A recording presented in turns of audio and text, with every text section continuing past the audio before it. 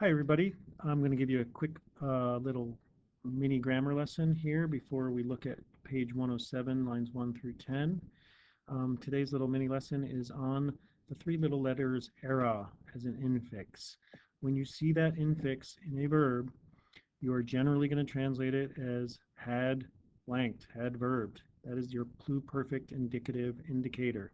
Notice, please, I have a asterisk here because there are a couple of exceptions you'll want to be aware of.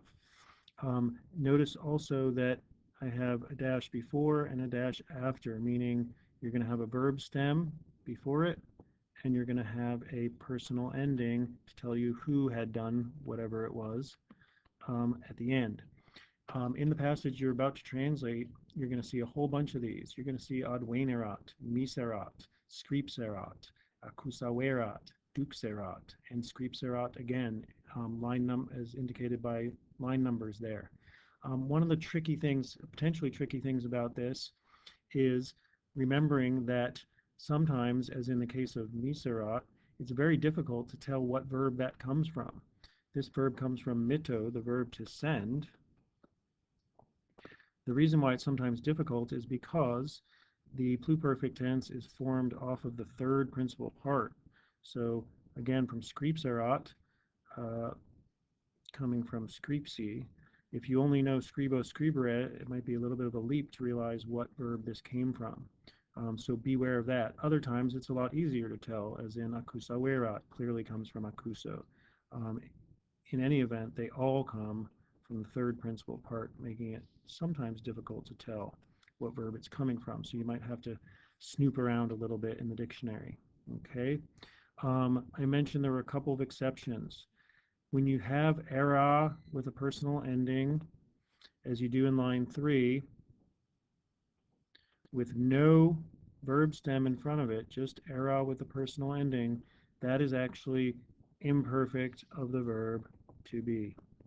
He or she was. The only other exception that works this way is the verb to be able. Okay, pot erat. This is also imperfect. He, she, or it was able.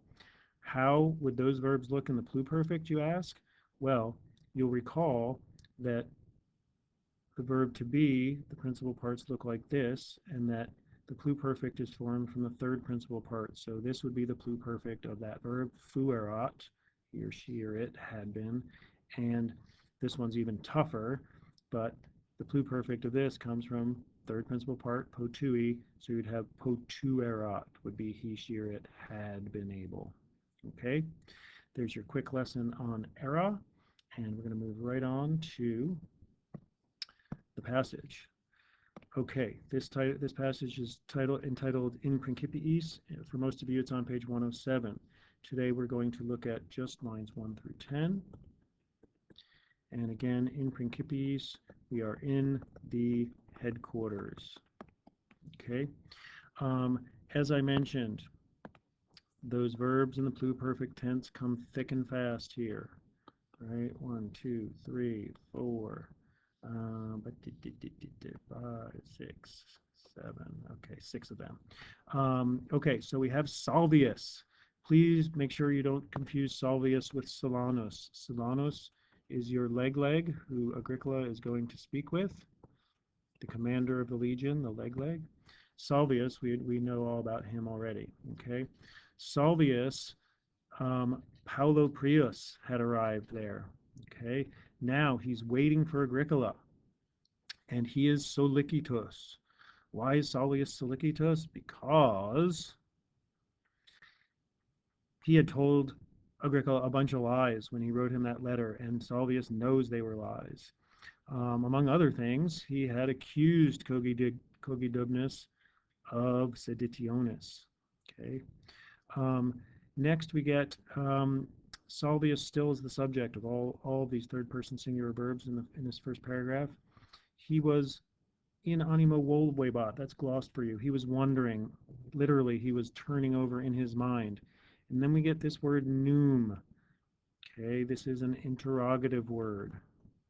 So we've got a head verb, he was wondering, an interrogative word, and then a subjunctive. Okay, see what you can do with that. Please also note that sibi here is reflexive, referring back to Salvius. You're going to just translate that as him. Okay.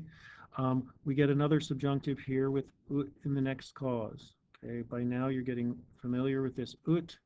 Okay. And by the way, here's another reflexive, again referring back to Salvius. And he says he had led Polemachus with him. Do you want to know why he had led Polemachus with him? Surely you do. And so we get your ut purpose clause. Okay. Salvius then catches sight of Agricola coming in, and he rushes up to him. Why does he rush up to him? Of course we want to know that. Then he starts yapping, and ea quae, you're going to translate this as the things which in epistola scriptura. Okay, we get a cum clause with audi viset. Make sure you translate audi viset in the proper tense of the subjunctive. And finally, commotus, maxime commotus, he said, and we'll stop right there for today. Good luck with this one. Again, double or triple space it when you type it out, either within the class notebook or in your Word document that you're going to paste into your class notebook. And I will see you all on Friday.